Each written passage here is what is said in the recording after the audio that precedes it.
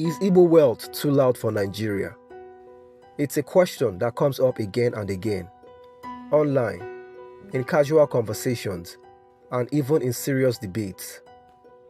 From massive village mansions and luxurious cars to flashy weddings and public displays of success, Igbo wealth often attracts strong reactions. Some admire it, others criticize it, and some openly resent it. But here's the real question. Is the issue truly about loudness? Or is it about comfort, culture, and perception? In this video, we are not here to praise or condemn anyone. We are here to understand, to look at the cultural, historical, and economic factors behind Igbo wealth expression, and why it triggers such intense reactions across Nigeria.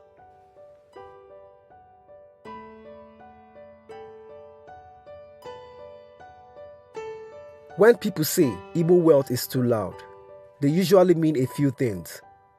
Very visible displays of success, large houses built in the villages, expensive cars used openly, not hidden, celebrations that are big, public, and unapologetic. But here's the key thing. Visibility is not the same as excess. Wealth that is visible becomes an easy target for judgment, especially in a country where poverty is widespread and inequality is high. So the first thing we must clarify is this. Loudness is subjective. What feels too much to one group may feel perfectly normal or even expected to another.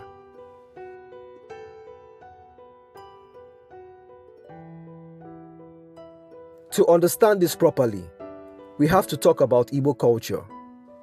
Traditionally, the Igbo society is achievement-based, not aristocratic. Status is earned, not inherited. Titles, respect, and recognition come from what you build, what you contribute, and what you achieve. In many Igbo communities, success is meant to be visible. Prosperity is proof of hard work. Wealth is not just personal, it reflects on family and lineage. So when an Igbo person builds a big house in their village, it's not just flexing. It's a cultural statement. I did not forget where I came from. Contrast this with cultures where wealth is deliberately hidden or understated.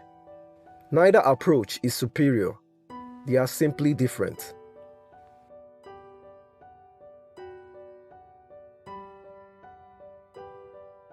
Another key factor is where and how Igbo wealth is built. Many Igbo entrepreneurs make money through trade, manufacturing, transport, and commerce. Operate in competitive high-risk environments. Rely heavily on personal networks and self-made capital. Unlike wealth tied to oil, government contracts, or inherited estates, Igbo wealth often grows from visible enterprise. Markets, shops, factories, logistics, or real estate. And when that wealth comes home, it shows. So visibility doesn't mean arrogance. Often it simply means the wealth was hard-earned. The owner is proud of surviving the struggle. There's a strong desire to show progress.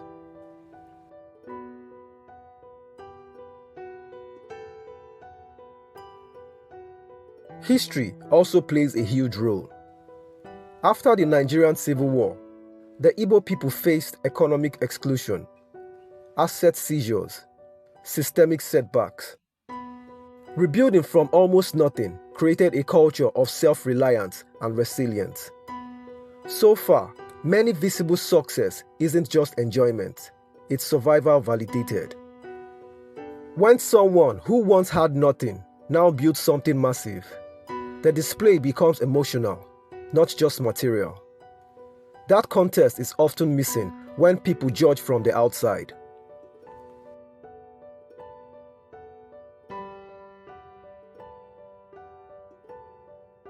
Now let's be honest, some reactions to Igbo wealth have little to do with culture. They come from economic frustration, rising inequality, youth unemployment, a sense of exclusion, In a country where many people are struggling, visible success can feel like an insult, even when it isn't intended to be. There is also the uncomfortable truth that success challenges narratives.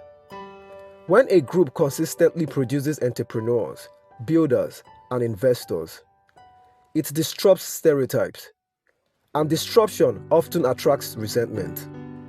So sometimes, the criticism isn't about how loud the wealth is, it's about who is succeeding.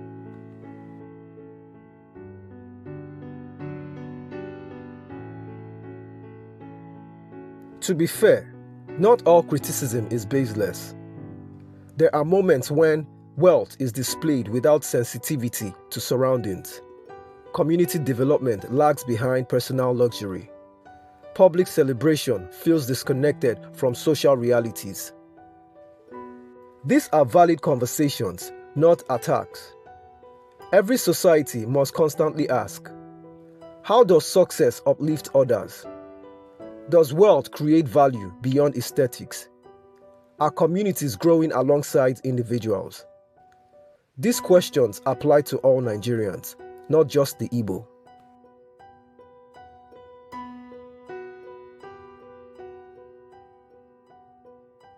Social media has made everything worse and louder.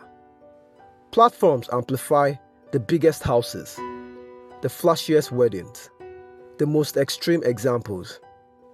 Quiet success doesn't trend. Balanced stories don't go viral. So what we often see online is not average Igbo wealth, but the most dramatic version of it.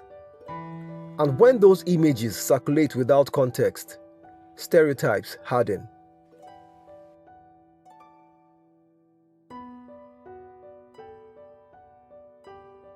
So, is Igbo wealth too loud for Nigeria? Or is Nigeria simply uncomfortable with visible success that didn't come from power or privilege? The truth is, wealth expression is cultural. Visibility is not immorality. Pride is not arrogance by default.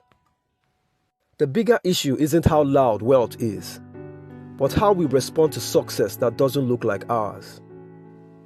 If Nigeria is to grow, it must learn to understand different expressions of achievement without turning them into targets.